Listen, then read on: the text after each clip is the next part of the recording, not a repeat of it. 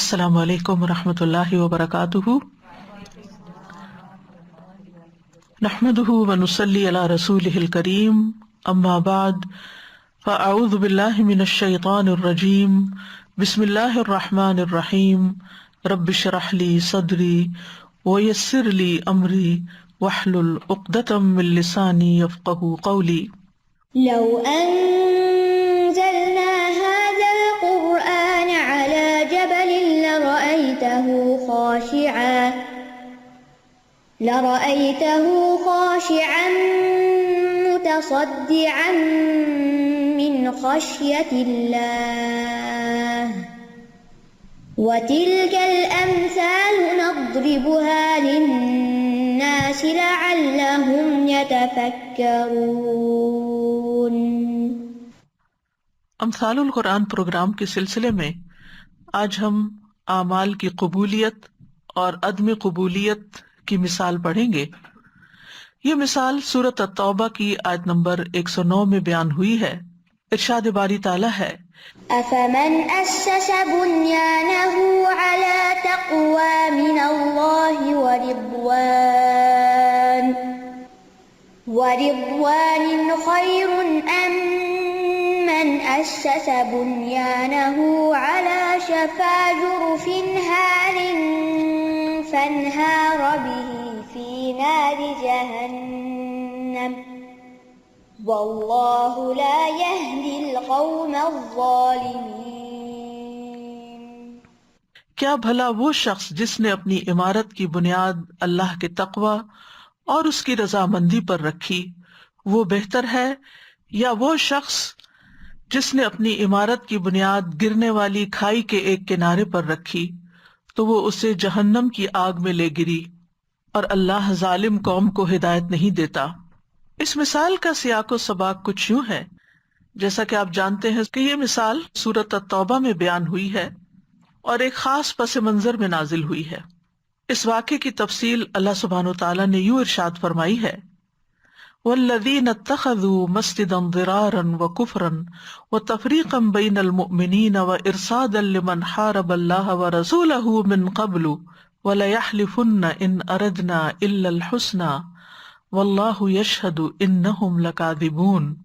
اور وہ جنہوں نے ایک مسجد بنا لی مسلمانوں کو ضرر پہنچانے کے لیے اور کفر پھیلانے کے لیے اور مومنوں کے درمیان تفرقہ ڈالنے کے لیے، اور اس شخص کے یعنی ابو عامر الراہب کے گھات لگانے کے لیے جس نے اس سے پہلے اللہ اور اس کے رسول سے جنگ کی، اور یقیناً وہ ضرور قسمیں کھائیں گے کہ ہم نے تو صرف بھلائی ہی کا ارادہ کیا تھا، اور اللہ گواہی دیتا ہے کہ بے شک وہ ضرور جھوٹے ہیں۔ آپ اس مسجد میں کبھی بھی کھڑے نہ ہوں، یقیناً وہ مسجد جس کی بنیاد پہلے دن سے تقوی پر رکھی گئی یعنی مسجد قباء، وہ اس کی زیادہ حقدار ہے کہ آپ اس میں کھڑے ہوں، عبادت کریں۔ اس میں ایسے لوگ ہیں جو پسند کرتے ہیں کہ وہ پاک صاف رہیں، اور اللہ پاک صاف رہنے والوں سے محبت کرتا ہے۔ کیا بھلا وہ شخص جس نے اپنی عمارت کی بنیاد اللہ کے تقوی اور اس کی رضامندی پر رکھی وہ بہتر ہے، یا وہ شخص جس نے اپنی عمارت کی بنیاد گرنے والی کھائی کے ایک کنارے پر رکھی تو وہ اسے جہنم کی آگ میں لے گری، اور اللہ ظالم قوم کو ہدایت نہیں دیتا۔ ان کی وہ عمارت جو انہوں نے بنائی ہمیشہ ان کے دلوں میں شک کا باعث بنی رہے گی، مگر یہ کہ ان کے دل ہی ٹکڑے ٹکڑے ہو جائیں، اور اللہ خوب جاننے والا بہت حکمت والا ہے۔ نبی صلی اللہ علیہ وسلم کی آمد سے پہلے جیسا کہ آپ جانتے ہیں کہ اوس اور خزرج کے قبائل مدینہ میں آباد تھے۔ نبی صلی اللہ علیہ وسلم جب مدینہ تشریف لائے تو ابتدائی طور پر بنو عمرو ابن عوف نے ایک مسجد بنائی جسے مسجد قباء کہا جاتا ہے، اور بنو عمرو بن عوف کے حریف تھے بنو غنم بن عوف، غنم جیسے غنم ہوتا نا ایسے غنم بن عوف۔ جیسا کہ آپ جانتے ہیں کہ ایک ہی باپ کی اولاد بعض اوقات آپس میں ایک دوسرے سے حسد رکھتی ہے یا مقابلہ رکھتی ہے، تو بہرحال ان کے مقابلے پر منافقین نے بنو غنم کی مدد سے ایک اور مسجد بنائی اپنے مقاصد پورے کرنے کے لیے، وہ مقاصد جو اوپر اللہ سبحانہ وتعالیٰ نے اس آیت میں بیان کر دیے کہ وہ مسجد جس کی بنیاد جو ہے وہ مسلمانوں کو نقصان پہنچانے کے لیے، کفر پھیلانے کے لیے، ان کے درمیان تفرقہ ڈالنے کے لیے تھی، اور منافقین کی سرگرمیوں کو ایک مرکز بنانے کے لیے. تو یہ اس مسجد کے بنانے کا اصل مقصد تھا، بنیادی طور پر مسلمانوں کو نقصان پہنچانا اور اللہ اور اس کے رسول صلی اللہ علیہ وسلم کے خلاف تخریب کاری کرنے والوں کو ایک محفوظ پناہ گاہ مہیا کرنا. تو جب یہ مسجد بنائی گئی تو اس وقت بنانے والوں نے نبی صلی اللہ علیہ وسلم سے درخواست کی کہ آپ آ کر اس کا افتتاح کریں، تاکہ اس پر ایک لیبل لگ جائے کہ نبی صلی اللہ علیہ وسلم نے اس کو بھی اپروو کر دیا ہے، اور جب آپ کی اپروول ہو جائے گی تو پھر اس کے اندر جو چاہیں کرتے رہیں، اس سے کیا فرق پڑتا ہے. نبی صلی اللہ علیہ وسلم اس وقت غزوہ تبوک کی تیاری کر رہے تھے، تو آپ نے ان سے کہا کہ اس وقت تو ایک مہم درپیش ہے، انشاءاللہ واپسی پر اس مسجد کا افتتاح کر لیا جائے گا. لیکن جب آپ صلی اللہ علیہ وسلم واپس تشریف لائے تو اللہ سبحانہ وتعالیٰ نے آپ کو اس مسجد میں جانے سے، اس کے اندر نماز پڑھنے سے اور اس کا افتتاح کرنے سے روک دیا، بلکہ اس کے بارے میں وحی نازل ہوئی کہ اس مسجد کو گرا دیا جائے، اور آپ نے اس کو گرانے، اور نہ صرف یہ کہ گرانے بلکہ جلانے کے لیے کسی کو بھیجا. تو بظاہر وہ ایک مسجد تھی، ایک دیکھنے میں ظاہری طور پر ایک نیکی کا کام تھا، لیکن چونکہ اس کے پیچھے نیت اچھی نہیں تھی، مقاصد اچھے نہیں تھے، تو اس کو اپروو نہیں کیا گیا، بلکہ اس کو گرا دیا گیا اور اس کو جلا دیا گیا. اور کہا جاتا ہے کہ وہ جگہ پھر کوڑا ڈالنے کی ایک جگہ بن گئی، یعنی کوڑا ڈمپ کرنے کی جگہ. اس کے بالمقابل جو مسجد پہلے دن سے ہی، یعنی ابتدا سے ہی بنائی گئی تھی، یعنی مسجد قباء، اس کی چونکہ بنیاد اللہ کا تقویٰ تھا، اللہ کی محبت تھی اور اللہ تعالیٰ کی رضامندی کا حصول تھا، اس لیے نہ صرف یہ کہ وہ اس دور میں باقی رہی بلکہ آج تک باقی ہے. اور جتنے لوگ بھی حج عمرے وغیرہ کے لیے جاتے ہیں اور اس کے بعد مدینہ کی زیارت کرتے ہیں تو اس مسجد میں ضرور جاتے ہیں، کیونکہ اس میں نماز پڑھنے کی جو جزا ہے یا جو اجر ہے وہ عمرے کے برابر ہے. سنن ابن ماجہ کی روایت ہے، نبی صلی اللہ علیہ وسلم نے فرمایا، صلاۃ فی مسجد قباء کا عمرۃ، مسجد قباء میں ایک نماز ایک عمرے کے برابر ہے. تو اس لیے لوگ خاص اہتمام کرتے ہیں اس مسجد کو وزٹ کرنے کا. تو یہ ہے فرق صرف نیت کا اور ارادوں کا اور مقاصد کا. تو اس میں ایک بہت بڑا سبق ہے ہم سب کے لیے. ارشاد باری تعالیٰ ہے، افمن اسس بنیانہ علی تقوی من اللہ ورضوان خیر، افمن، کیا بھلا وہ جو، یہ افمن جو ہے یہ استفہام ہے. گویا اللہ سبحانہ وتعالیٰ فرما رہے ہیں کہ تم کیسے بھلا برابر قرار دے سکتے ہو اس مسجد کو جس کی پہلے دن سے ہی بنیاد تقویٰ پر رکھی گئی، اور اس مسجد کو جس کی بنیاد مسلمانوں کو نقصان پہنچانے کے لیے اور تفرقہ بازی ڈالنے کے لیے رکھی گئی. تو یہ دونوں مساجد کبھی برابر نہیں ہو سکتی. بظاہر دونوں کا نام مسجد ہے، لیکن چونکہ اس کی بنیاد درست نہیں، اس لیے یہ دونوں برابر نہیں ہو سکتی. افمن اسسا، یہ اسسا کا لفظ جو ہے اس سے بھی پڑھا گیا ہے. بہرحال اسسا کا مطلب ہے بنیاد رکھنا، اساس سے ہے. اساس اس کی جمع ہے، اور اردو میں ہم عام طور پر اساس کہتے ہیں، عربی میں اس کو اساس بولا جاتا ہے. مراد اس سے بنیاد ہے. بنیان جو ہے یہ فعلان کے وزن پر مصدر ہے. مراد ہے تعمیر کی ہوئی چیز، چاہے حصی معنوں میں ہو یا معنوی طور پر ہو. تو یہاں بنیاد سے مراد دین کی بنیاد یا عمارت کی بنیاد، اور بنیاد سے مراد یہاں نیت ہے، یعنی جو صالح نیت اور اخلاص پر بنیاد رکھتا ہے کسی نیک کام کی. اور یہاں خاص طور پر دو چیزوں کا ذکر کیا گیا ہے، ایک ہے تقوی اور دوسرے ہے رضوان. تقوی کا لفظی معنی ہوتا ہے بچنا، وقایا سے ہے، یعنی ہر اس چیز سے خود کو بچانا جس سے انسان کو نقصان پہنچتا ہو. کبھی کبھی یہ لفظ خوف کے معنوں میں بھی استعمال ہوتا ہے، اور شریعت میں نفس کو ہر اس چیز سے بچانے کا نام تقوی ہے جو گناہوں کا موجب ہو. تو ایک طرف تقوی یعنی اللہ کے ڈر سے، گناہوں سے بچنا، یہ ہے بنیاد، یہ ہے مقصد. اور دوسرے ہے وہ رضوان. رضوان کہتے ہیں رضائے کثیر کو. رضا بھی لفظ استعمال ہوتا ہے، رضا اور رضا، اور رضوان بھی استعمال ہوتا ہے. قرآن مجید میں اور جگہوں پر بھی رضوان کا لفظ آیا ہے، یعنی بہت بڑی خوشنودی اللہ سبحانہ و تعالیٰ کی رضامندی. جیسے ایک اور جگہ بھی آتا ہے یبتغون فضلا من اللہ ورضوانا، صحابہ کرام کی تعریف ہے یہ سورۃ الفتح میں کہ وہ اللہ کا فضل اور خوشنودی کے طلبگار رہتے ہیں.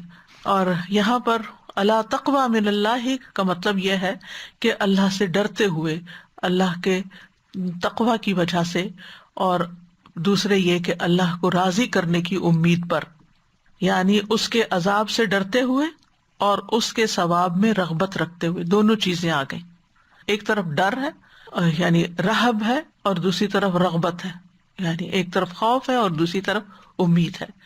اور انسان جو بھی نیک عمل کرے، حتیٰ کہ ایمان بھی ان دونوں کیفیات کے بیچ میں ہے، امید اور خوف کے بیچ میں. اسی طرح انسان جو بھی عمل کرتا ہے اس کو اپنے عمل کی بنیاد جو ہے انہی دو چیزوں پر رکھنی چاہیے. ایک طرف اللہ سے ڈرتے بھی رہنا چاہیے، کہیں میرے اس عمل سے اللہ تعالیٰ ناراض نہ ہو، میں بظاہر تو خوشنودی کے لیے کر رہا ہوں لیکن میرے طریقے میں کوئی ایسی غلطی نہ ہو کہ جس سے اللہ تعالیٰ ناراض ہو. اور دوسرے یہ ہے کہ انسان کو ہمیشہ اس سے مقصود اللہ کی رضا ہونا چاہیے کہ میں اس کے علاوہ کچھ نہیں چاہتا کہ میرا رب مجھ سے راضی ہو جائے. تو یہ دونوں چیزیں مل کر ایک عمل کو خوبصورت بنا دیتی ہیں، یعنی تقویٰ اور اللہ تعالیٰ کی رضامندی کا حصول. یعنی جس نے اپنی عمارت کی بنیاد، یعنی عمارت کو اگر آپ عمل کے معنوں میں بھی لیں، یعنی جس نے اپنے عمل کی بنیاد تقویٰ اور اللہ کی رضا پر رکھی، یا یہ کہ فزیکلی بھی کوئی کام کیا تو اس کی بنیادوں میں یہ دو کیفیات یا احساسات تھے، تو یہی قبولیت کا باعث بنتے ہیں کسی بھی عمل کی. دوسری طرف امن اسس بنیانہ علی شفا جرف ہار، یعنی ایک مسجد کی بنیاد تو تقویٰ اور رضوان تھی، اور دوسری یا سوال پھر کیا جا رہا ہے من جس نے اسسا بنیاد رکھی، بنیانہ اپنی عمارت کی یعنی دوسری مسجد کی، مسجد زرار کی، علی شفا جرف ہار، یہاں تین لفظ استعمال ہوئے ہیں، شفا، جرف اور ہار. شفا کا لفظ شف سے ہے. شفا کسی چیز کے کنارے کو کہتے ہیں، ایک سائڈ کو، جانب کو، کسی چیز کا ایج جو ہوتا ہے، کنویں وغیرہ کا کنارہ جو ہے وہ بھی شفا کہلاتا ہے. شفا نہیں ہے، یہ دونوں میں فرق ہے. اور یہ قرب جو ہے، یہ کنارہ جو ہے، یہ ہلاکت کے لیے ضرب المثل ہے، یعنی ایسا کنارہ جس سے گرنے کا خطرہ ہو. جیسے سورۃ آل عمران میں آتا ہے وَكُنْتُمْ عَلَى شَفَا حُفْرَةٍ مِّنَ النَّارِ، تم آگ کے گڑھے کے کنارے تھے، یعنی قریب تھا کہ تم اس میں گر کے ہلاک ہوتے. اور جرفن کا لفظ جو ہے یہ ندی نالے کے لیے استعمال ہوتا ہے، یا دریا کا کنارہ جس کے نیچے سے پانی مٹی بہا کر لے گیا ہو، یعنی ایسا ایج، ایسا کنارہ کہ جس کے نیچے کھوکھلی زمین ہو، صرف اوپر کنارہ ہی ہو اور نیچے کچھ نہ ہو، بنیاد کوئی نہ ہو اور وہ گرنے ہی والا ہو. کیونکہ جس چیز کے نیچے کوئی بنیاد نہیں ہوتی وہ گر کا ہی رہتا ہے، یعنی مٹی کے نیچے سے نکلی ہوئی مٹی کا کھوکھلا ایج، کھوکھلا کنارہ، کھوکھلا تودا کہہ لیں آپ. ہارن کا لفظ چاہے ہارا یا ہارو سے ہے اور ہارا یہورو سے بھی ہوتا ہے. اس کا مطلب ہوتا ہے گر جانے والا یا کمزور یا گر جانے کے قریب. تو شفا کنارہ، جرف وہ کھائی جس کے نیچے سے مٹی نکلی ہوئی ہے، اور ہارن وہ گرنے ہی والی کھائی. تو یہاں پر ایک عمارت ہے جس کی بنیاد بہت سالڈ ہے، اور ایک عمارت ہے جس کی کوئی بنیاد ہی نہیں ہے، بنیاد کھوکھلی ہے. یعنی ایک عمارت اللہ کے تقویٰ اور اس کی خوشنودی حاصل کرنے کے لیے تیار کی گئی، جو کہ مسجد قباء کی طرف اشارہ ہے جس میں، اور دوسری عمارت جس کو یعنی مسلمانوں کو نقصان پہنچانے کے لیے، ہلاکت کے گڑھے میں گرانے کے لیے بنایا گیا. تو اس لیے کیا یہ دونوں برابر ہو سکتے ہیں؟ ہرگز برابر نہیں ہو سکتی. دونوں کا انجام ہمارے سامنے ہے. ایک کو اللہ تعالیٰ نے کتنی برکت دی ہے کہ آج تک اس کے دن اور رات میں لوگ جو ہیں وہاں اس کو آباد رکھتے ہیں، مرد بھی اور عورتیں بھی، اور یعنی کہ اس کا آس پاس کا علاقہ بھی. اور دوسری کا آج شاید کسی کو پتا بھی نہیں کہ وہ کہاں ہے، اور پھر لوگوں کی آنکھوں کے سامنے جو دنیا میں ہی اس کا انجام ہوا وہ بھی بڑا ہولناک تھا. لوگوں کو فزیکلی یعنی حصی طور پر بتا دیا گیا کہ نیکی کے کام کا یہ انجام ہوتا ہے اور برے کام کا، یہ بری نیت کا یہ انجام ہوتا ہے. اور جیسی انسان کی نیت ہوتی ہے ویسا ہی اس کو صلہ ملتا ہے، اور جیسا بیج ہوتا ہے ویسا ہی پھل آتا ہے. جابر بن عبداللہ بیان کرتے ہیں میں نے رسول اللہ صلی اللہ علیہ وسلم کے عہد میں مسجد زرار سے دھواں نکلتے ہوئے دیکھا ہے. یعنی لوگوں نے اپنی آنکھوں کے سامنے اس کو جلتے دیکھا. اور بہرحال ہم سب کے لیے اس میں ایک بہت بڑا سبق ہے کہ ہمیں اپنی نیت کو درست رکھنا چاہیے، اور نیت کا بگاڑ جو ہے وہ انسان کے سارے اعمال کو برباد کر دیتا ہے. ایک طرف نیت کی مضبوطی جو ہے وہ عمل کی مضبوطی بن جاتی ہے، اور دوسری طرف نیت کی کمزوری کمزور ترین بنیادوں اور کمزور ترین دیواروں پر کھڑی کی ہوئی عمارت جو ہے وہ برباد ہو کے رہ جاتی ہے. اس مثال سے انسان بہت اچھی طرح یہ سمجھ سکتا ہے کہ زندگی کی تعمیر کی بنیادیں بھی دو ہیں. یعنی انسان اپنی زندگی کو جن بنیادوں پہ تعمیر کرتا ہے، ایک تقویٰ ہے اور دوسری طرف ظلم ہے. یعنی ایک طرف یہ ہے کہ انسان جو بھی کوئی عمل کرے وہ اللہ سے ڈرتے ہوئے کرے، تقویٰ کی بنیاد پر کرے، اور انسان ہمیشہ یہ سوچتا رہے کہ جو بھی وہ کام کر رہا ہے، چھوٹا یا بڑا، ظاہر یا چھپ کے، اس کا حساب اللہ کو دینا ہے. چاہے وہ کسی انسان کے ساتھ ہمارا تعلق ریلیشن شپ ہو، یا ہمارے مالی معاملات ہوں، یا کسی بھی معاملے میں ہمارے تصرفات ہوں، جو بھی ہمارے اقوال ہیں یا افعال ہیں، ان کا حساب ہمیں بہرحال اللہ سبحانہ وتعالیٰ کو دینا ہوگا، اور اسی کے مطابق پھر جزا یا سزا کا فیصلہ بھی ہوگا. تو جو شخص تقویٰ اور رضوان اللہ کو مد نظر رکھتا ہے، وہ گویا ایک مضبوط چٹان پر کھڑا ہوتا ہے، مضبوط کڑا اس نے تھاما ہوا ہوتا ہے، لن فسام لہا، جس کو کبھی نہیں ٹوٹنا. اور دوسرا وہ شخص جو ان دونوں چیزوں سے بالکل خالی ہو، کبھی اس کے دل میں خیال بھی نہ گزرا ہو، کوئی عمل کرتے ہوئے نہ اللہ کا ڈر آیا ہو، اور نہ ہی اس نے کبھی اللہ کی رضامندی کی کوئی بات سوچی ہو، بس کام کر لیا، کام برائے کام، یا شو آف کرنے کے لیے، دنیا میں دکھانے کے لیے، یا صرف اس کا فائدہ دنیا میں پانے کے لیے. بے شمار لوگوں کی بڑی بڑی کوششیں جو ہے وہ صرف اور صرف دنیاوی ترقی یا دنیاوی کامیابی کی خاطر ہوتی ہیں.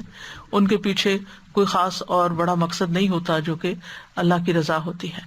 تو ایسا انسان جو اس طریقے پر زندگی گزارتا ہے، پھر وہ اپنے ساتھ بھی ظلم کرتا ہے اور دوسروں کے ساتھ بھی ظلم کرتا ہے، کیونکہ نہ وہ اپنے ساتھ انصاف کر سکتا ہے، کیونکہ اس کو خدا کا خوف ہی نہیں ہے. وہ ہو سکتا ہے ظاہر میں لوگوں کے سامنے بڑا اچھا بنا ہوا ہو، لیکن جب لوگ سامنے نہ ہو تو وہ ان کو کسی قسم کا نقصان دینے سے کوئی گریز نہ کرے. وہ دنیاوی فائدے کی خاطر لوگوں کی زندگیوں کو برباد کر ڈالے، چاہے ان کی صحت ہو، چاہے ان کا مال ہو، چاہے ان کا فیوچر ہو، چاہے ان کی جنریشنز ہو. وہ ایسے منصوبے اور ایسے پلاننگ اور ایسی پالیسیز بناتا ہے کہ جس سے نسلیں تباہ ہو جائیں، لیکن اس کو اس سے کوئی غرض نہیں، کیونکہ بظاہر اس کا دنیاوی فائدہ بہت بڑا ہے. ایسا شخص جو ہے وہ دنیا میں تھوڑے دن فائدہ اٹھا لیتا ہے، لیکن بالآخر اس کی جو ساری بنیاد اور ساری محنت اور کوشش ہوتی ہے وہ جہنم میں جا کے گرنے والی ہوتی ہے. تو جو لوگ ظلم کی بنیاد پر اپنی زندگی کی عمارت بناتے ہیں، ان میں سے سب سے بڑے ظالم وہ ہیں جو بظاہر دین کا کام کریں، بظاہر نیکی کے بڑے بڑے منصوبے بنائیں، لیکن نیت خراب ہو. یعنی ایک ہے دنیا کا کام برائے دنیا، ٹھیک ہے وہ بھی نقصان ہی ہے، متاع قلیل ہے، لیکن ایک ہے بظاہر دین کا کام لیکن اس کے پیچھے مطلب دنیا حاصل کرنا ہو، اللہ کی رضامندی نہ ہو، صرف دنیاوی فائدے ہوں. تو ایسی صورت میں انسان کو اپنے طرز عمل کا خود جائزہ لینا چاہیے، کیونکہ بہت دفعہ ایسا ہوتا ہے کہ انسان کو اپنے اعمال کا خود بھی کچھ اندازہ نہیں ہوتا کہ وہ کیا کر رہا ہے اور کیوں کر رہا ہے. تو جو بھی کوئی کام انسان کرتا ہے اس کی بنیاد مضبوط ہونی چاہیے، یعنی مضبوط عقیدہ ہونا چاہیے اس کی بنیاد میں، اور صحیح طرز عمل پر صحیح دیواریں اس کی اٹھنی چاہیے، صحیح طریقے سے وہ کام کرنا چاہیے. تو جو کام صحیح طریقے پر نہیں ہوتا، صحیح بنیادوں پر نہیں ہوتا، اس کا انجام پھر کیا ہوتا ہے؟ فَانْهَارَ بِهِ فِي نَارِ جَهَنَّمَ، وہ اپنے کرنے والے کو لے کے وہ خود بھی اور اس کا کام بھی وہ جہنم میں جا گرتا ہے. اسی لیے بت اور سورج اور چاند یہ سب بھی جہنم کا حصہ ہوں گے، تاکہ لوگ دیکھیں کہ جن کے لیے وہ سب کچھ کرتے رہے وہ انہی کے ساتھ آ کے حسب جہنم بن گئے. تو اس سے یہ پتہ چلتا ہے کہ نیت کے بگاڑ پر قائم جو بھی عمل ہوگا وہ کھوکھلا عمل ہوگا، اور کسی بھی عمارت کی پائیداری کا انحصار، اس کے باقی رہنے کا انحصار اس کی ٹھوس بنیادوں پر ہوتا ہے کہ بنیادوں میں کیا ڈالا گیا ہے، بنیادیں کیسی رکھی گئی ہیں. اور ظاہری طور پر بہت سے لوگ بڑے اچھے اچھے کام کرتے دکھائی دیتے ہیں. کوئی ایمان کا دعویٰ کرتا ہے اور دل سے کرتا ہے، کوئی منافق ہوتا ہے اوپر اوپر سے کر رہا ہوتا ہے، کوئی کسی چیز کو مانتا ہی نہیں ہے، کسی چیز پہ یقین ہی نہیں رکھتا، لیکن ویسے ایک اچھا انسان ہوتا ہے اپنے ذاتی فائدے کے لیے یا ایک نام کے لیے. لیکن کچھ لوگ بظاہر ایمان کا اظہار کرتے ہیں مگر کام ان کے انتہائی فاسق و فاجر لوگوں جیسے ہوتے ہیں. یعنی مختلف مثالیں ملتی ہیں معاشرے کے اندر جو ہم دن رات دیکھتے رہتے ہیں. کل یعمل علی شاکلتہ، کہہ دیجیے ہر ایک اپنے اپنے طریقے پر چل رہا ہے. فربک یعلم من ہوا اہدی سبیلا، تمہارا رب زیادہ جانتا ہے کہ ان میں سے صحیح طریقہ کس کا ہے، کون سیدھے رستے پہ جا رہا ہے. تو سیدھے رستے پر وہی ہے جو ظاہر اور باطن، اندر اور باہر دونوں ہی درست ہوں. جس کا اندر درست نہیں اس کا ظاہر درست ہو بھی تو اس کو فائدہ نہیں دے گا، وقتی فائدہ ضرور ہو سکتا ہے. اسی طرح اگر کسی کا اندر تو درست ہے لیکن اوپر عمارت اچھی نہیں تو یہ عام طور پر ممکن نہیں ہوتا، کیونکہ جس کی بنیاد اچھی ہو، جس چیز کا بیج اچھا ہو، اس کی عمارت بھی ہے، اس کا درخت بھی ہے، اس کا پودا بھی اچھا ہی ہوتا ہے. تو اسی طرح یہ ہے کہ جس زمین پر وہ عمارت بنائی جاتی ہے اگر وہ پائیدار نہ ہو تو وہ بھی نقصان دہ ہوتی ہے. بعض زمینیں ایسی ہوتی ہیں جو شریلی ہوتی ہیں، جن کا پانی کا لیول بہت اونچا ہوتا ہے، ان کی بنیادوں میں جلد پانی آ جاتا ہے اور وہ تباہی لاتی ہیں عمارتوں کے لیے. تو ہر اعتبار سے انسان کو کہاں پر کوئی کام، یعنی زمان اور مکان دونوں کے اعتبار سے دیکھنا چاہیے. کہاں کام کر رہا ہے، کس وقت میں کام کر رہا ہے، کس نیت کے ساتھ کر رہا ہے، کس کے لیے کر رہا ہے، کس طریقے پر کر رہا ہے. ورنہ یہ ہے کہ اگر ان ساری چیزوں کو مد نظر نہیں رکھا جائے گا تو ساری کوششیں بیکار ہو جائیں گی. تو انسان کے اعمال کی یہ ایک بہترین مثال ہے کہ انسان کا طریقہ کار کیا ہے، کیا وہ صرف دنیا کے لیے کر رہا ہے یا پھر اللہ کی رضا کے لیے کر رہا ہے. واللہ لا یہدی القوم الظالمین، اور اللہ ظالم قوم کو ہدایت نہیں دیتا. اور ظلم کا معنی جیسے آپ جانتے ہیں کہ کسی چیز کو اس کے اپنے مقام پہ نہ رکھنا، اس کی خاص جگہ پر نہ رکھنا، یا یہ کہ کسی چیز میں کمی کر دینا یا زیادتی کر دینا یا اس کو اصل جگہ سے ہٹا دینا. تو ظلم جو ہے وہ انسان اپنے ساتھ بھی کرتا ہے اور لوگوں پر بھی کرتا ہے اور اللہ کے حق میں بھی کرتا ہے، جیسے شرک ہے.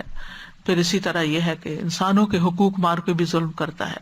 اور کچھ لوگ ایسے ہیں کہ جو اپنے آپ پر ہی ظلم کریں، فَمِنْهُمْ ظَالِمٌ لِنَفْسِهِ، جو اپنی زندگی کا مقصد پورا نہیں کرتے. تو یہاں پر اللہ تعالیٰ فرما رہے ہیں کہ اللہ ظالم لوگوں کو ہدایت نہیں دیتا، یعنی ہدایت سے ان کی محرومی کی وجہ وہ خود ہیں کیونکہ وہ ظالم ہیں. اور یہاں ہدایت سے مراد کیسے، جیسے کل بھی بات ہوئی، ہدایت دو طرح کی ہوتی ہے، ہدایت توفیق اور ارشاد. یہاں بھی ہدایت توفیق مراد ہے، یعنی اللہ تعالیٰ پھر ان کو سیدھے رستے پہ چلنے کی ہدایت یا توفیق نہیں دیتا، ان کی اس طرف رہنمائی نہیں کرتا. اس سے یہ پتہ چلتا ہے کہ جو شخص ظلم کرتا ہے، فسق و فجور کرتا ہے، نیت کا کھوٹا ہوتا ہے، اللہ کے لیے کام نہیں کرتا، تو وہ اپنی ذات سے ہدایت کو روک دیتا ہے. وہ خود سبب بن جاتا ہے کہ وہ پھر ہدایت کے رستے پر نہ چلے. تو بہرحال یہاں دو مسجدوں کی بات کی گئی. آپ ان کو دو افراد سے بھی تعبیر کر سکتے ہیں کہ ایک وہ شخص ہے جس نے اپنی زندگی کی بنیاد اللہ کی رضا پہ رکھی ہوئی ہے، تقوی کے ساتھ جیتا ہے، اور دوسرا وہ جس کو ان دونوں چیزوں کا کچھ بھی علم نہیں. اور اس مثال سے یہ بھی پتہ چلتا ہے کہ مومن کے عمل کی بنیاد جو ہے وہ اللہ کے تقوی پر ہوتی ہے، اس کے پیچھے اللہ کا ڈر ہوتا ہے. وہ اپنی زبان سے کوئی بات نکالتا ہے تو اللہ سے ڈر کے نکالتا ہے. وہ کسی کے بارے میں کوئی بات کہتا ہے تو اللہ سے ڈرتے ہوئے کہتا ہے کہ مجھے اس پر کوئی تبصرہ ایسا نہیں کرنا کہ جس سے میرا رب ناراض ہو جائے. وہ لوگوں کی نیتوں پہ شک نہیں کرتا، وہ لوگوں کے لیے ججمنٹل نہیں ہو جاتا، وہ لوگوں کے ساتھ بد اخلاقی نہیں برتتا، کیونکہ اللہ کا ڈر اس کو روکتا ہے. اب دیکھیے سورۃ النساء میں عورتوں کے حقوق، یتیموں کے حقوق، معاشرے کے کمزور افراد کے حقوق کی بات ہوئی تو ابتدا میں ہی اللہ سبحانہ وتعالیٰ فرماتے یا ایھا الناس اتقوا ربکم، اور یہ بات کئی جگہ پر آئی ہے، یا ایھا الناس اتقوا ربکم، یعنی اپنے رب سے ڈرو، یعنی قیامت کے دن سے ڈرو. تو بہت سارے ایموشنز میں سے جو ڈر ہوتا ہے، یہ ایک بڑا اسٹرانگ سا ایموشن ہوتا ہے، بڑی اسٹرانگ سی چیز ہے کہ جو انسان کے سوچنے کے انداز کو، دیکھنے کے انداز کو، معاملہ کرنے کے انداز کو بالکل بدل دیتا ہے. یعنی جب انسان ڈرتا ہے تو پھر اس کا عمل درست ہوتا ہے. تو تقویٰ کے اندر اللہ کا ڈر پایا جاتا ہے، اور ڈر کی وجہ سے انسان پھر اللہ کو ناراض کرنے سے بچتا ہے. کیونکہ جتنا جتنا انسان کے پاس علم آتا ہے خشیت بڑھتی چلی جاتی ہے، اور خشیت بھی اللہ کا ڈر ہی ہوتا ہے، لیکن وہ ڈر جو علم پر مبنی ہوتا ہے. ایک ہوتا ہے نا صرف سنی سنائی پر ڈرنا، اور ایک ہوتا ہے علم کی بنیاد پر ڈرنا. تو حقیقی ڈر اللہ کا وہی ہے جو علم کی بنیاد پر ہوتا ہے، اور انسان پھر ان ساری چیزوں کو چھوڑتا چلا جاتا ہے جن کو اللہ تعالیٰ پسند نہیں کرتا، اور ان چیزوں کو ڈھونڈ ڈھونڈ کے کرتا ہے. اور خاص طور پر ریلیشن شپ میں، اور خاص طور پر انسانوں کے حقوق دینے میں وہ اللہ سے ڈرتا ہے کہ کسی کا حق میری طرف نہ رہ جائے، میں دینے والا ہوں. ایسا نہ ہو کہ میرے ہاتھوں کسی کو نقصان پہنچ جائے، میری وجہ سے کسی کا گھر نہ ٹوٹ جائے، میری انٹرفیئرنس سے کسی کی زندگی میں کوئی بے چینی اور اضطراب نہ آ جائے، میرے تجسس کی وجہ سے کوئی معاملہ خراب نہ ہو جائے، میری غیبت یا چغلی کی وجہ سے یا بہتان تراشی کی وجہ سے کوئی اپنے حقوق سے محروم نہ ہو جائے. بعض اوقات کوئی شخص بڑا حقدار ہوتا ہے، کسی اور سے مشورہ کر لیتا ہے کیا خیال ہے میں اس کی مدد کروں، کہتا نہ اس کی مدد نہ کرو. خود بھی بخل کرتے ہو، یامرون الناس بالبخل، اوروں کو بھی. اب یہ جو یامرون الناس بالبخل ہے، یہ وہ لوگ ہیں جو اللہ سے ڈرتے نہیں. اور ایسی بہت سی مثالیں ہمیں زندگی میں ملیں گی کہ اللہ کے تقویٰ کے بغیر بات چیت اور گفتگو کا نتیجہ کیا ہوتا ہے. اللہ کا تقویٰ ہی وہ چیز ہے کہ جس سے انسان اپنا گمان درست کرتا ہے، دوسروں کے بارے میں اپنا گمان ٹھیک کر لیتا ہے کہ مجھے کسی کے بارے میں منفی باتیں نہیں سوچنی، میں پازیٹیو ہی سوچوں گا. اگر شیطان وسوسہ ڈالے بھی تو اللہ کا ڈر اس وسوسے کو دور کر دیتا ہے، اور پھر وہ ڈر اس کو واپس لے آتا ہے. اور یہی اللہ کا تقویٰ جو ہے یہ جنتوں میں لے جانے کا سبب بنتا ہے. اور پھر یہ کہ جیسے آتا نا کہ رضی اللہ عنہم ورضوا عنہ ذالک لمن خشی ربہ، وہ اللہ سے راضی ہو گیا، اللہ ان سے راضی ہو گیا، یہ اس کے لیے ہے جو اپنے رب سے ڈرتا ہو. یعنی اللہ کی رضامندی حاصل بھی تبھی ہوتی ہے جب ڈر ہوتا ہے. اسی لیے ساتھ ہی پھر رضوان اللہ کی بات آئی. اور پھر اس مثال سے یہ بات بھی پتہ چلتی ہے کہ جس عمل کی بنیاد میں یہ دو چیزیں آ جائیں گی، اللہ سبحانہ وتعالیٰ اس عمل کو باقی بھی رکھے گا. وہ عمل ہمارے لیے صدقہ جاریہ بھی بن جائے گا، وہ عمل دوسروں کو انسپائر کرنے کا ذریعہ بھی بن جائے گا. یعنی جو اللہ کے چہرے کی خاطر عمل کیے گئے ہوں گے، کیونکہ وَيَبْقَى وَجْهُ رَبِّكَ ذِي الْجَلَالِ وَالْإِكْرَامِ، اور تیرے رب کا چہرہ باقی رہے گا جو بڑی شان اور عزت والا ہے. تو اس چہرے کے دیدار کے لیے، اس چہرے کے لیے جب ہم کوئی کام کرتے ہیں تو والباقیات الصالحات ہو جاتے ہیں، اور وہی عمل باقی بھی رہتے ہیں. یعنی اسکیل میں بھی باقی رہیں گے، ان کا وزن ہوگا، اور دنیا میں بھی ان کے اثرات باقی رہتے ہیں. اور ادروائز عمل کتنا بڑا کیوں نہ ہو، کتنی اس پر محنت کیوں نہ کی گئی ہو، کتنا اس کو بظاہر خوبصورت کیوں نہ بنایا گیا ہو، لیکن اگر اس کی بنیاد درست نہیں تو قابل قبول نہیں. اسی طرح بظاہر دیکھنے میں کوئی کام کتنا فضیلت والا ہو، حج ہو، جہاد ہو، ہجرت ہو، بڑے بڑے کام ہو، جو اللہ اور اس کے رسول کے لیے ہجرت کرتا ہے تو اس کی ہجرت اسی مقصد کے لیے ہوتی ہے اور اس سے اس کو فائدہ پہنچے. لیکن اگر ہجرت اور جہاد اور فی سبیل اللہ نکلنا اور علم حاصل کرنا اور تعلیم دینا اور حج کرنا، عمرہ کرنا، مال خرچ کرنا، لوگوں کی بھلائی کے کام کرنا، جتنے بھی بڑے بڑے نیکی کے کام کتنے بھی خوبصورت ہوں اور دنیا کتنی بھی واہ واہ کرے ان پر، لیکن اگر نیت خراب ہے وہ سارے عمل برباد ہے. اور نیت اگر اچھی ہے تو پھر نجات بھی ہے، اس میں بچے گا انسان تقوی کی وجہ سے. اور برے مقاصد جو ہیں وہ برے انجام تک پہنچاتے ہیں اور جہنم میں لے جانے کا باعث بنتے ہیں. کیونکہ یہاں آپ دیکھیں اس مسجد کو بظاہر جلا کر گرا کر یہ بتایا گیا کہ تم نے خواہ مال اکٹھا کیا مسجد بنانے کے لیے، لیکن پیچھے نیت کسی کا مقابلہ کرنا تھا یا کچھ سازشیں کرنا تھا اس میں بیٹھ کر، تو دیکھو اس کا دنیا میں انجام کیا ہوا. کہتے کہ بعد میں بھی اس سے دھواں اٹھتا نظر آتا رہتا تھا، معلوم نہیں وہ زمین کے اندر جو آتش فشاں مادہ ہے وہ نکل رہا تھا وہاں سے، یہ اللہ عالم. لیکن فزیکلی بھی آنکھوں کو لوگوں کی دکھا دیا گیا کہ یہ عمل اور یہ ساری کوششیں جہنم میں ہی جانے والی ہیں. یعنی یہ عمل کوڑا کرکٹ کی طرح ہے. فجعلناہ ھباء منثورا. اس میں آپ دیکھیے کہ امت کے وہ علماء جنہوں نے اخلاص کے ساتھ کوششیں کی، آج بھی ان کی کتابیں، ان کی سیرت، ان کے حالات وہ محفوظ ہیں اور لوگ ان سے انسپائر ہوتے ہیں. صحابہ کرام کے حالات دیکھیں، اس وقت کون سی چیزیں تھی جہاں سب کچھ ڈاکیومنٹ ہو رہا تھا، لیکن وہ ایسی دلوں پہ راسخ تھی کہ ایک کے بعد ایک جنریشن تک منتقل ہوئی، اور آج ہم بھی ان سے انسپریشن لیتے ہیں. امام مالک کا وہ قول آپ کو معلوم ہوگا، جب امام مالک نے موطا تصنیف کی 40 سال لگائے، اس میں بہت وقت لگا ان کو، بار بار اس کی چھان پھٹک میں، تیاری میں.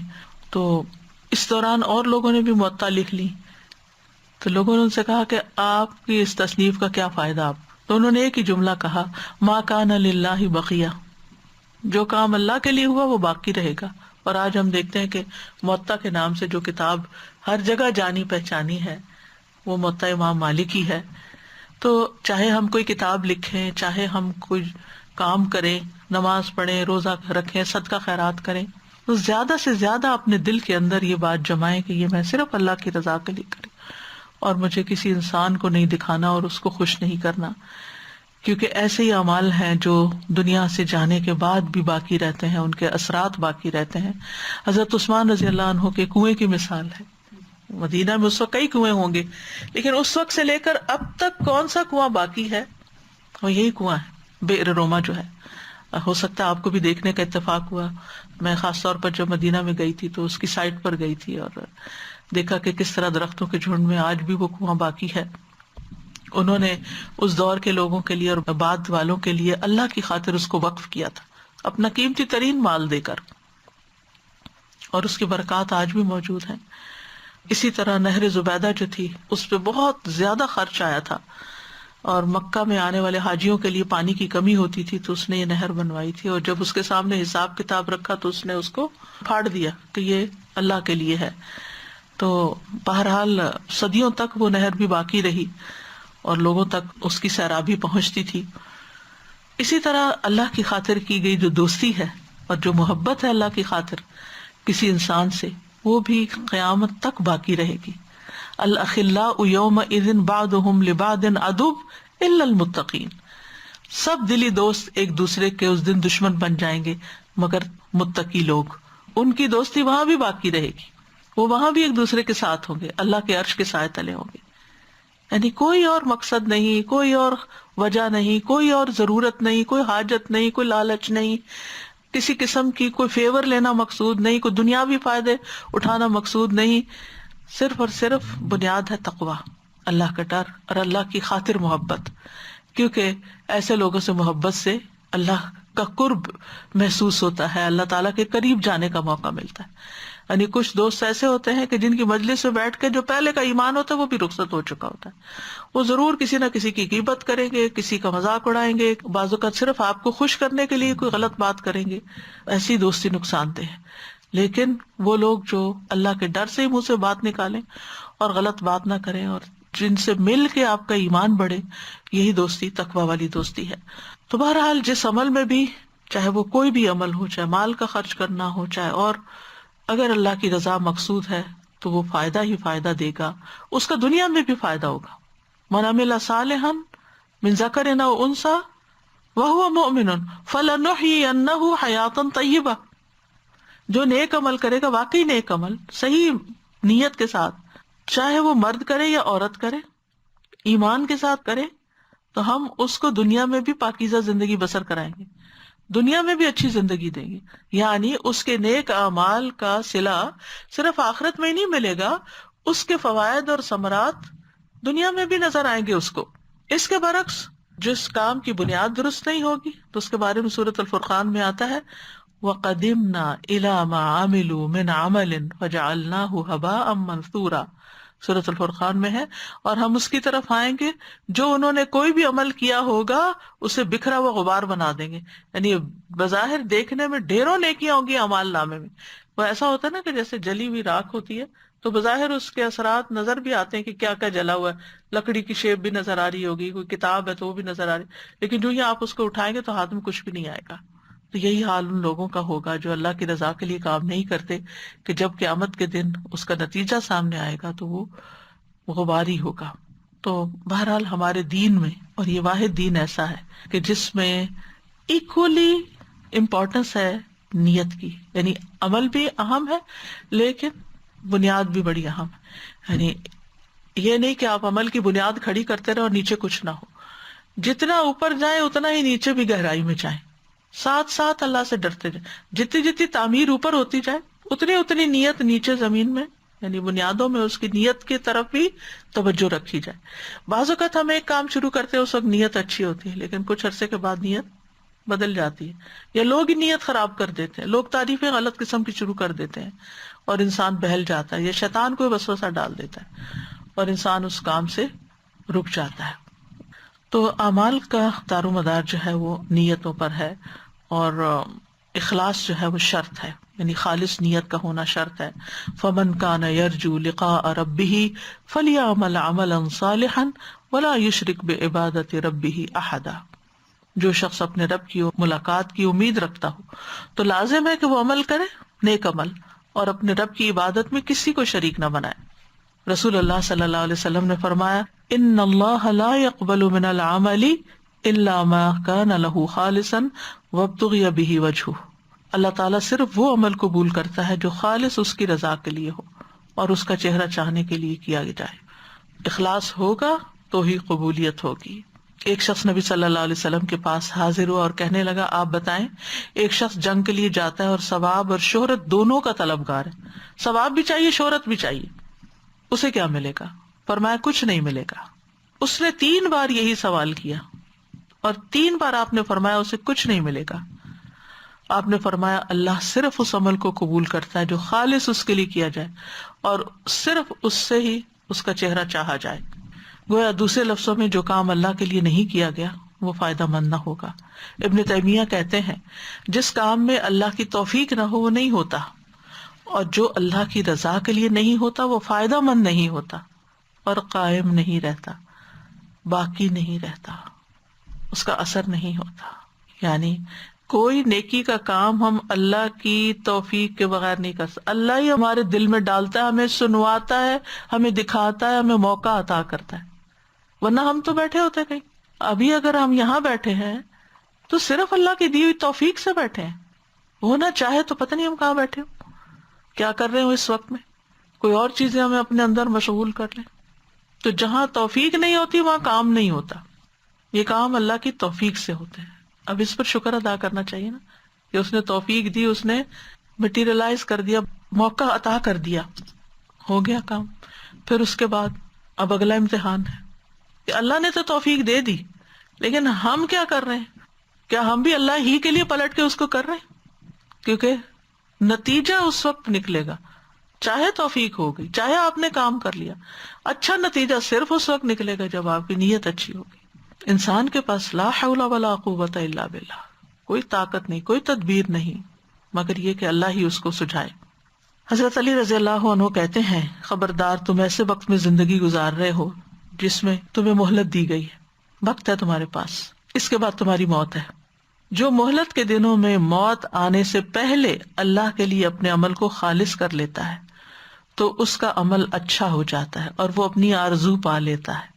اور جو اس میں کوتاہی کرتا ہے اور وہ اپنے عمل کو گھاٹے میں ڈال دیتا ہے تو اس کی آرزو اس کو نقصان دیتی ہے. اس صرف وشفل تھنکنگ سے، تمناؤں سے کوئی فائدہ نہیں ہوتا اس کو. تو جب انسان کی نیت اچھی ہوتی ہے تو کامیابی اس کا مقدر ہوتی ہے. تھوڑا عمل بھی بہت ہو جاتا ہے. یعنی اخلاص نیت کے فائدے کیا ہیں کہ اخلاص کا ایک قطرہ سمندر پہ بھاری ہوتا ہے، بڑے بڑے عمل سے زیادہ بہتر ہوتا ہے تھوڑا عمل لیکن اخلاص خالص. دوسرا فائدہ یہ کہ خوف اور غم سے نجات ملتی ہے. بلا من اسلم وجہہ للہ وہو محسن فلہ اجرہ عند ربہ ولا خوف علیہم ولا ہم یحزنون. کیوں نہیں، جس نے اپنا چہرہ اللہ کے تابع کر لیا اور وہ نیکی کرنے والا ہے، محسن ہے، تو اس کا اجر اس کے رب کے پاس ہے.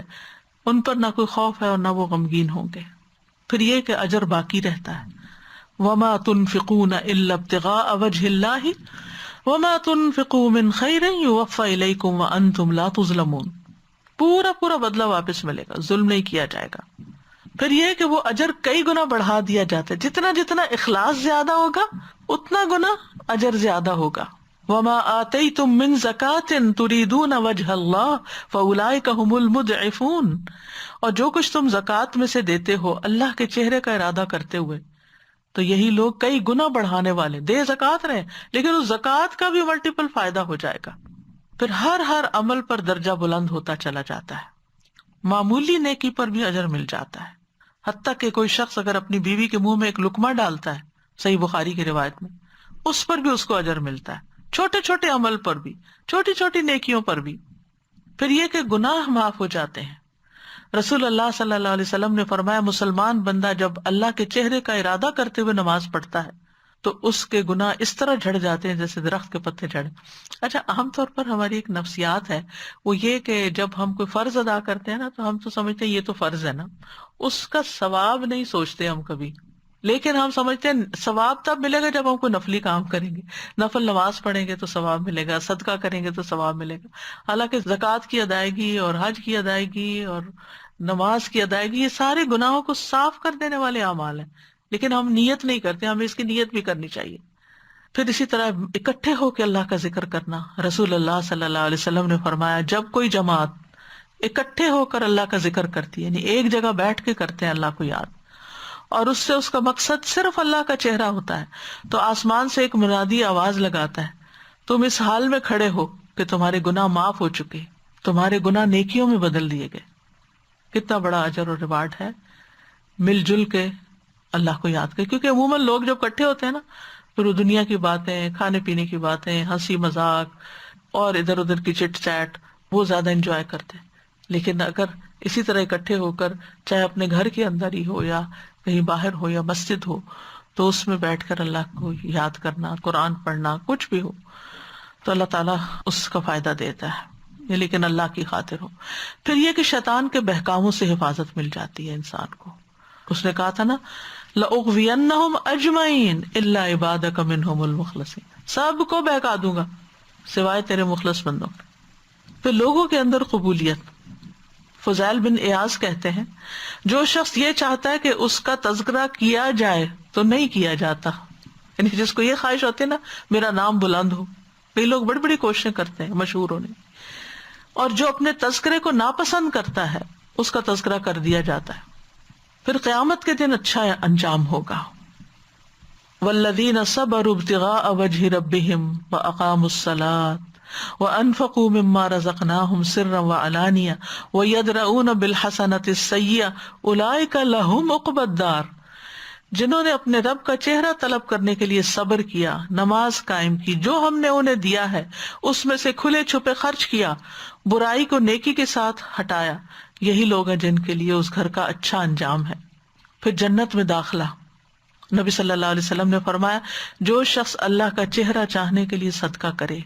کتنی دیر لگتی ہے یہ بات سوچنے میں کہ اللہ مجھے اس کے بدلے میں آپ کا دیدار کرنا ہے، آپ کو راضی کرنا ہے، اور اسی پر اس کا اختتام، وہ اپنی نیت تبدیل نہ کرے، تو وہ جنت میں داخل ہوگا. جو شخص اللہ کا چہرہ چاہنے کے لیے ایک دن کا روزہ رکھے اور اسی پر اس کا اختتام ہو، یعنی آخر تک نیت نہیں بدلی، وہ جنت میں داخل ہوگا. الا عباد اللہ المخلصین اولئک لہم رزق معلوم فواکہ وہم مکرمون فی جنات النعیم. جنات النعیم ایسے ہی لوگوں کے لیے. اس کے برعکس نیت کا بگاڑ جو ہے وہ شرک اصغر ہے. آپ دیکھیے سب سے خوفناک گناہ جو ہے وہ شرک ہے، تو نیت کی خرابی کو شرک سے تعبیر کیا گیا. اور پھر انسان جس نیت سے کرتا بعض اوقات اس کو اتنا مل جاتا، بعض اوقات نہیں بھی ملتا، فائدے کے بجائے الٹا نقصان ہوتا ہے. ابن قیم کہتے ہیں یہ حقیقت قیاس اور تحقیق کے ذریعے معلوم ہوتی ہے کہ جو شخص بھی غیر اللہ سے، یعنی اللہ کے علاوہ کسی بھی چیز، چاہے اس کی اپنی اولاد ہو، دوست ہو، کوئی بھی، اللہ کی رضا سے ہٹ کر محبت کرتا ہے، اس کو اس کے نفع کی بجائے نقصان زیادہ لاحق ہوتا ہے. یعنی اس دوستی میں کوئی خیر نہیں، اس اولاد سے کوئی خیر نہیں ملتی، کیونکہ اللہ کی رضا مقصود نہیں. اللہ کی رضا کا مطلب کیا ہے کہ جو اللہ نے اس کے بارے میں ہمارے اوپر فرائض عائد کیے وہ اللہ کی خاطر ہم ادا کرتے ہیں. آپ دیکھیے کہ ایسا شخص پھر ہر ریلیشن کو کتنی خوبصورتی سے نبھانے والا ہوگا. بہت سے ریلیشن شپ خراب جب ہوتے ہیں جب ہر کوئی کھینچا تانی کرتا ہے، مجھے کچھ نہیں مل رہا، میرا حق نہیں مل رہا، مجھے کیا ملا، میں نے کیا کمایا، مجھے کیا فائدہ ہوا، میں نے اتنا کیا. سارے رونا تو اسی بات کا ہوتا ہے. اور جب انسان کہتا ہے کہ مجھے تو بہت کچھ مل رہا ہے، جو میں کر رہا ہوں سب اللہ کے ہاں جمع ہے، اللہ ہی کی رضا کے لیے کر رہا ہوں، وَلَسَوْفَ يَرْضَىٰ، تو کتنا آسان ہو جاتا ہے دینا، کتنا آسان ہو جاتا ہے سہنا، کتنا آسان ہو جاتا ہے سب کچھ کرنا. سامنے والا جواب دے یا نہ دے، نہ بھی دے تو کوئی بات نہیں، دے تو بہت اچھا. دل کا بشرا عاجلہ. تو غلط نیت سے عمر بھر کی کمائی ضائع ہونے کا اندیشہ ہے. چاہے قرآن حفظ کرے انسان، چاہے اب شہید ہو، چاہے وہ مال خرچ کرے، بڑے بڑے عمل حقیر ہو جاتے ہیں. قیامت کے دن اجر سے محرومی ہو جائے گی، جنت سے محرومی ہو جائے گی. رسول اللہ صلی اللہ علیہ وسلم نے فرمایا، وہ علم جو اللہ عز و جل کا چہرہ چاہنے کے لیے حاصل کیا جاتا ہے، جس نے اسے دنیا کا مال و متاع حاصل کرنے کے لیے سیکھا، اسے قیامت کے دن جنت کی خوشبو بھی نہ آئے گی. اور پھر یہ کہ اللہ راضی ہے یا نہیں مجھ سے، اللہ خوش ہے یا نہیں، یہ ہمارا سب سے بڑا ہم و غم ہو جانا چاہیے. اب دیکھیں کہ ہم یہی چیز لوگوں کے اندر دیکھتے ہیں، میرے ماں باپ مجھ سے خوش ہیں کہ نہیں، میرے رشتہ دار مجھ سے خوش ہیں کہ نہیں، میرے ان لاز میرے بارے میں کیا کہتے ہیں، میرا ہسبینڈ مجھے چاہتا ہے کہ نہیں، میرے بچے میرے بارے میں کیا سوچتے ہیں، میرے فیلوز، میرے کولیگز، فلاں فلاں فلاں کی نظر میں کیسا ہوں. ہر وقت یہی تو رنج و غم لگا رہتا ہے بندوں کو. اس سے کیسے چھٹکارا پایا جائے؟ جب ان سب چیزوں کے اوپر اللہ کی رضامندی کا خیال آ جائے کہ اللہ مجھ سے راضی ہے یا نہیں، تو سب غم نکل جائیں گے. کیونکہ وَرِضْوَانٌ مِّنَ اللَّهِ اکبر، اللہ کی رضا سب سے بڑی چیز ہے، اور یہ سب کے لیے ہے جو بھی یہ رستہ اختیار کریں. وَالسَّابِقُونَ الْأَوَّلُونَ مِنَ الْمُهَاجِرِينَ وَالْأَنصَارِ وَالَّذِينَ اتَّبَعُوهُم بِإِحْسَانٍ، قیامت تک جو لوگ ان کی پیروی کریں گے احسان کے درجے میں، رضی اللہ عنہم ورضوا عنہ، اللہ ان سے راضی ہو جائے گا اور وہ اس سے راضی. اور اللہ کو راضی کرنے والے اور ناراض کرنے والے برابر نہیں ہوتے.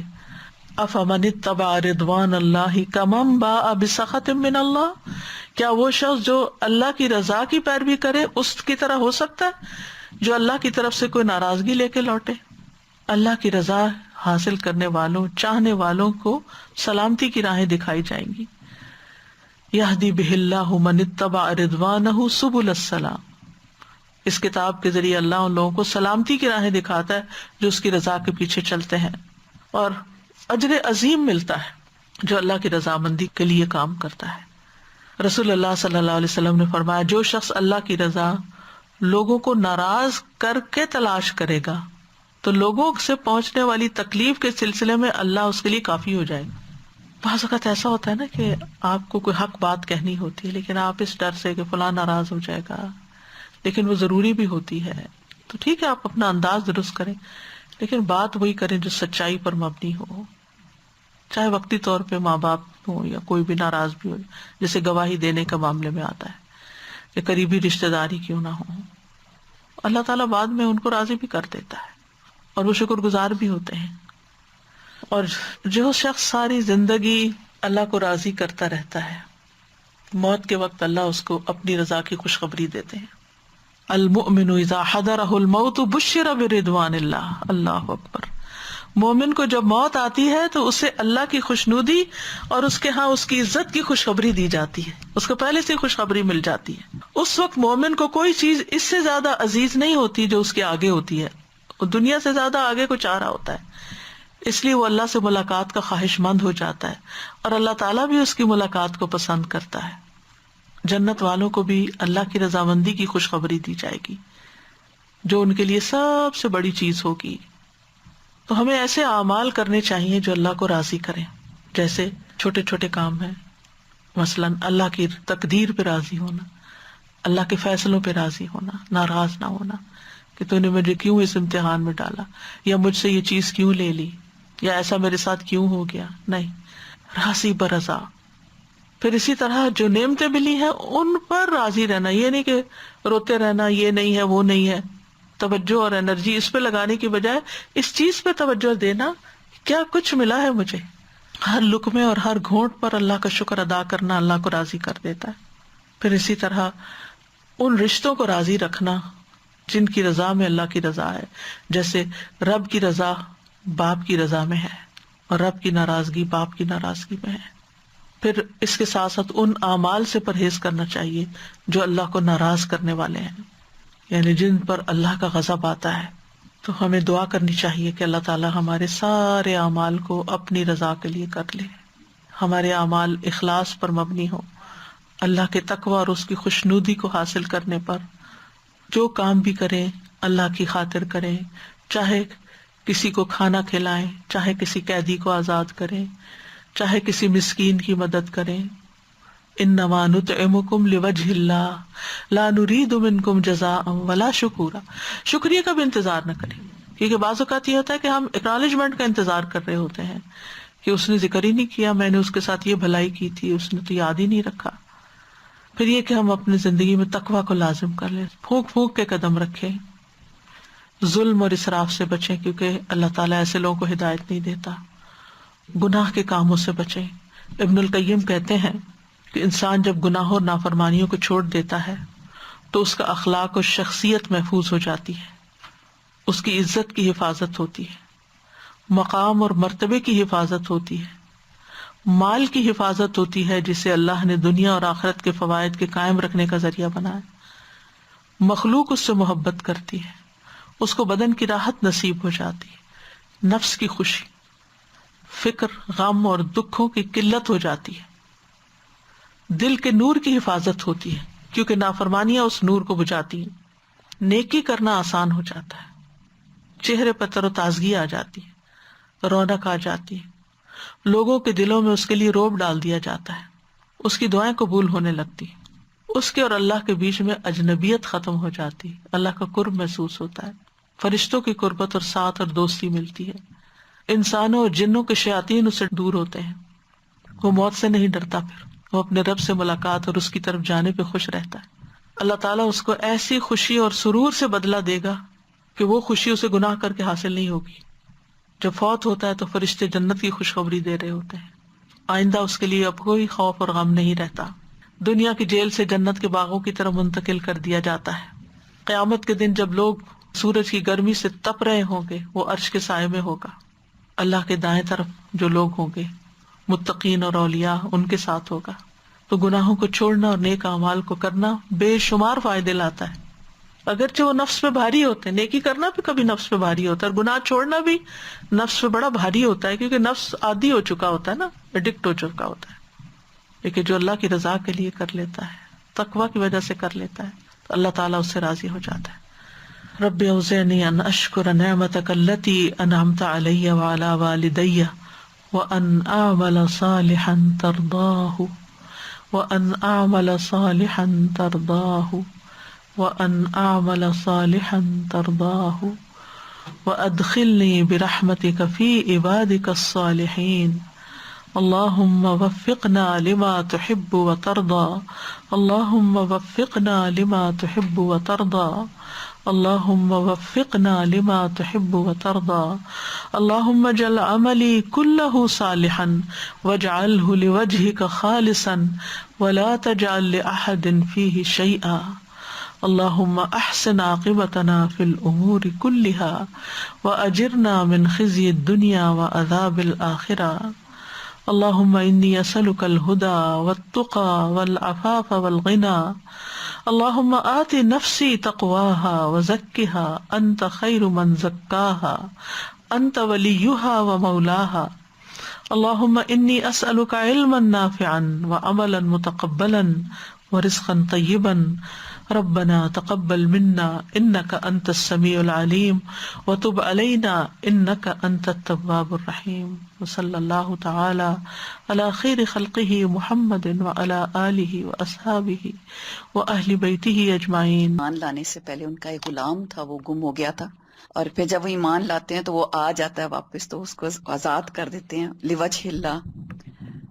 دوسری بات میں یہ سوچ رہی کہ پہلے 5 سال جو بچے کے ہوتے ہیں، چھوٹا بچہ جو ہوتا ہے، اس وقت اس کی بنیاد اتنی زیادہ ضروری ہوتی ہے بنانی، اور ہم اس وقت بچوں کو ٹی وی کے آگے بٹھا دیتے، کھانا کھلا رہے ہیں ان کو ٹی وی کے آگے، اور ہم سمجھتے ہیں کہ یہ ہماری نجات ہے کہ ہم اتنی دیر میں کام کر لیں گے، یہ کر لیں گے. یہ عموماً مطلب یہ سوچ ہے لوگوں کی، اور ان کو کوئی تعلق واسطہ نہیں ہوتا، اور ایسی چیزوں سے ڈراتے ہیں جو ڈرانے والی نہیں ہوتی. ان ساری کے زندگی کے لیے نفسیاتی مریض بن جاتے ہیں. جی، اور ان کو ایسا ڈر، ایسا خوف بٹھا دیتے ہیں، اور چھوٹی چھوٹی باتوں کو اتنا بڑا ایشو، جیسے میرا بچہ شور میں نہیں سوتا، میرا بچہ اس طرح نہیں، مطلب خود ہی ہم اس کا کریکٹر بنا رہے ہوتے ہیں، اور خود ہی ہم اس کی برتھ ڈیز مناتے ہیں. ہمیں خود 1 سال کے بچے کو کیا پتا ہوتا ہے کہ بچے کی برتھ ڈے منانی ہے یا نہیں منانی. مطلب ہم بنیادوں میں ایسی چیزیں ڈال رہے ہوتے ہیں جو کہ دین سے بالکل منحرف ہوتی ہیں، بالکل اپوزٹ. اللہ ہمیں بھی ہدایت عطا فرمائے. آمین. جی السلام علیکم استاذ جی. میں یہ سوچ رہی تھی کہ جیسے اکثر لوگوں کو یہ لگتا ہے نا کہ وہ ایک کامن سی بات ہے، اگر اللہ چاہتا تو ہدایت دے دیتا، نہیں ہوئی تو وہ. تو آج کتنی اچھی بات آپ نے کنیکٹ کی کہ اللہ تعالیٰ ظالموں کو ہدایت نہیں دیتا، کہ ہم خود اس چیز کی وجہ ہوتے ہیں، ہم خود اپنے نفس پہ ظلم کرنے والے ہوتے ہیں جس کی وجہ سے پھر ہمیں ہدایت نہیں ملتی. تو اتنا اچھا کنیکشن آج اس بات کا اس جواب ملا. لو أنزلنا هذا القرآن على جبل لرأيته خاشعا متصدعا من خشية الله وتلك الأمثال نضربها للناس لعلهم يتفكرون. وآخر دعوانا ان الحمد للہ رب العالمین. سبحانک اللہم وبحمدک، اشہد ان لا الہ الا انت، استغفرک واتوب الیک. السلام علیکم ورحمۃ اللہ وبرکاتہ.